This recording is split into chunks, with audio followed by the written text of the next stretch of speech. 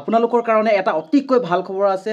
ডিব্ৰুগড় বিশ্ববিদ্যালয়ৰ আণ্ডাৰত যিসকলে এণ্ট্ৰেন্সৰ এক্সাম দিছিলে আৰু ৰিজাল্ট দিছিলে, যিটো কাট অফ মাৰ্কছ গৈছিলে, সেই মাৰ্কছটো একচুৱেলি বৰ্তমান কমাই দিয়া হৈছে। আগতকৈ আপোনালোকে এতিয়া যিটো মাৰ্কছ আপোনালোকৰ আছিলে OBC MOBCৰ কাৰণে 33 বা জেনেৰেলৰ কাৰণে 36, এই মাৰ্কছটোতকৈ এতিয়া আপুনি কম মাৰ্কছ পালেও ইনষ্টিটিউশ্যনসমূহত গৈ এপ্লাই কৰিব পাৰিব। য়েছ, একচুৱেলি আপোনালোকৰ কাৰণে এইটো এটা যথেষ্ট ভাল খবৰ। এইখন এতিয়া আপোনালোকে চাব পাৰিব B.Ed common entrance test cell 2026 Dibrugarh ইউনিভাৰ্চিটিৰ ফালৰ পৰা একচুৱেলি পাব্লিছ হৈছে যোৱাকালি, অৰ্থাৎ 4 আগষ্ট তাৰিখে পাব্লিছ হৈছে। বলক এই নটিছখন আমি একদম ভালকৈ চাওঁ আৰু এতিয়া বৰ্তমান আপোনালোকৰ কাট অফ কিমান গৈছে, অৰ্থাৎ আপুনি কিমান মাৰ্কছ পালে আপুনি এপ্লাই কৰিব পাৰিব, পুনৰ আপুনি এপ্লাই কৰিব পাৰিব আৰু তাৰ কাৰণে আপোনালোকে কি কি কৰিব লাগিব গোটেই বস্তুখিনি একদম ভালকৈ চাই লওঁ। ঠিক আছে, ইয়াতে আপোনালোকে চাব পাৰিব second eligibility cut off score for B.Ed CET 2026 held on 4th July 2026. Yet it is it is hereby notified for the information of all concerned that a second eligibility cutoff scores has been prepared for candidates who appeared the B.Ed CET 2026 held on 4th July 2026. This cutoff is for admission into the NCT recognized B.Ed program offered by the Dibrugarh University Department. গতিকে এটা আপোনালোকে সুন্দৰকৈ চাব পাৰিব এই যিটো second cut off actually লিষ্টটো আপোনালোকক দিছে, ইয়াৰ জৰিয়তে আপোনালোকে হিমানখিনি মাৰ্কছ যদি আপুনি তাতকৈ বা বেছি আপুনি পাবলৈ সক্ষম হৈছে, তেতিয়াহ'লে ডিব্ৰুগড় ইউনিভাৰ্চিটি আণ্ডাৰত যিমানখিনি এফিলিয়েটেড কলেজ আছে NCT ৰিকগনাইজ, তাতে আপুনি এপ্লাই কৰিব পাৰিব। এতিয়া বলক আমি কাট অফনো কিমান গৈছে চাই লওঁ। এইটো চাওক, আনৰিজাৰ্ভত আগতে কিমান গৈছিল 36, এতিয়া কিমান গ'ল 34। আৰু OBC MOBCৰ পৰা যদি আপুনি বিলং কৰিছে, এতিয়া যদি আপুনি 30ৰ ওপৰত পাইছে, 30 বা 30ৰ ওপৰত 31 32 পাইছে, তেতিয়াও আপুনি এপ্লাই কৰিব পাৰিব।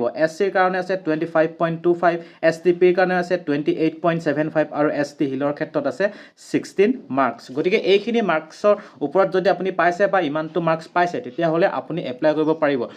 এতিয়ালৈকে কিন্তু বহুতখিনি প্ৰাইভেট ইনষ্টিটিউশ্যনত নটিচ ওলাই গ'ল, কিছুমানত হয়তো এডমিশ্যনো হৈ গ'ল, কিন্তু যি সময়ত এতিয়াও বাকী আছে সেই সময়ত গৈ আপোনালোকে সুন্দৰকৈ এপ্লাই কৰিব পাৰিব।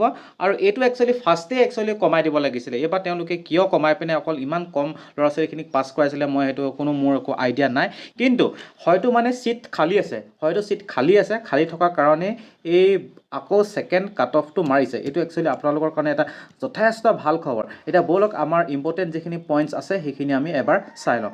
এতিয়া ইয়াতে আপোনালোকে চাব পাৰিব candidates who have secured a score equal to or above their respective category cut off including the first cutoff announced earlier are eligible to apply for admission to the B.Ed program. গতিকে আপোনালোকে ইয়াত যিখিনি cut off দিয়া হৈ আছে, এই কাট অফতকৈ যদি আপুনি বেছি মাৰ্কছ বা সেইটো কাট অফ যদি আপুনি পাবলৈ সক্ষম হৈছে, তেতিয়াহ'লে আপুনি এপ্লাই কৰিব পাৰিব। তাৰপিছত মই পিছৰ পইণ্টকেইটালৈ লৈ গৈছোঁ, এইকেইটা একচুৱেলি ইম্পৰ্টেণ্ট হয়। ইয়াতে চাব পাৰিব admission is subject to the verification of eligibility and original documents. গতিকে এডমিশ্যনৰ সময়ত কিন্তু আপোনাৰ যিখিনি অৰিজিনেল ডকুমেণ্টছ আছে সেইখিনি কিন্তু ইয়াতে আপোনালোকক ভালকৈ চেক কৰা হ'ব। তাৰপিছত চাব পাৰিব OBC MOBC কেণ্ডিডেটৰ কাৰণে যি নন ক্ৰিমিলিয়াৰ সেইখন কিন্তু আপোনালোকক লাগিব, নহ'লে কিন্তু আপুনি OBC কেটেগৰীত নপৰিব। আপোনাৰ যদি NCL আছে, যদি নাইও আপুনি অতি সোনকালে এদিন বা দুদিনৰ ভিতৰতে পাৰিলে আপুনি যোগাৰ কৰি লওক। ঠিক আছে, তাৰপিছত আপুনি চাব পাৰিব the final selection of candidates for admission shall be made by the university department colleges institution after giving due weightage to the career performance of the applicants along with the score obtained in the B.Ed CET 2026. গতিকে final যি আপোনাৰ merit list সেইখন actually ইনষ্টিটিউশ্যনসমূহে দিব, আৰু সেইটো আপোনালোকৰ কেনেকৈ দিব, আপোনাৰ যিটো একাডেমিক্সৰ পৰা মাৰ্কছ আহিব সেইটোৰ লগত প্লাছ কৰি যিটো কম্প'জিট স্ক'ৰ সেইটোৰ আধাৰত যিটো আপোনাৰ ফাইনেল মেৰিট লিষ্টটো ইয়াতে একচুৱেলি পাব্লিছ হ'ব। তাৰপিছত চাব পাৰিব the score of the B.Ed CET 2026 shall be valid for the academic session 2026-27 only. কিন্তু এই যিখন আপোনালোকে স্ক'ৰ কাৰ্ড, এই স্ক'ৰ কাৰ্ডখন আপোনালোকে পুনৰ ডাউনলোড কৰিব পাৰিব, ইয়াতে দিয়া হৈ আছে, আপোনালোকে চাব পাৰিব। এইটো চাব পাৰিব আপোনালোকে যিখন স্ক'ৰ কাৰ্ড, সেই স্ক'ৰ কাৰ্ডখন আপোনালোকে পুনৰ ডাউনলোড কৰিব লাগিব, আৰু সেইখন আপোনালোকৰ অকল এইবাৰৰ কাৰণেহে কিন্তু ভেলিড হ'ব। আপুনি অহাবাৰ সেইখন দেখাই পিনে আকৌ এডমিশ্যন কিন্তু আপুনি ল'ব নোৱাৰিব। ঠিক আছে, গতিকে এইটো আপোনালোকৰ কাৰণে এটা অতি ভাল কথা। আপোনালোকে জনাওক যে আপোনালোকৰ কাৰ একচুৱেলি এইখিনি কাট অফৰ ওপৰত মাৰ্কছ আছে, আপোনালোকে কমেণ্ট ছেকশ্যনত সুন্দৰকৈ জনাব।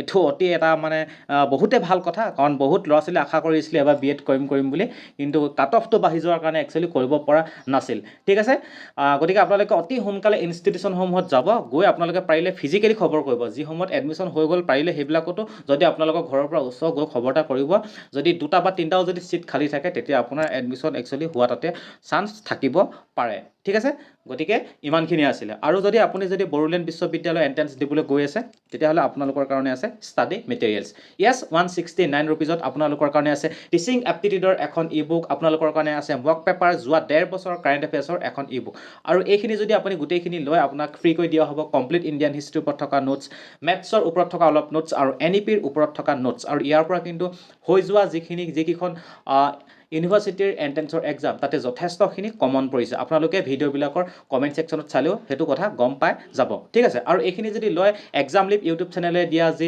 5খন মক পেপাৰ সেইখিনিও আপোনালোকক দি দিয়া হ'ব গতিকে আপোনালোকে এইখিনি লৈ ল'ব পাৰিব কেনেকৈ ল'ব পাৰিব মই কমেণ্ট ছেকশ্যনত সুন্দৰকৈ দি দিম চাই আপোনালোকে লৈ ল'ব পাৰিব ঠিক আছে গতিকে ইমানেই আছিলে আপুনি ভালে থাকক সুস্থ থাকক আজিলৈ আহিছোঁ ধন্যবাদ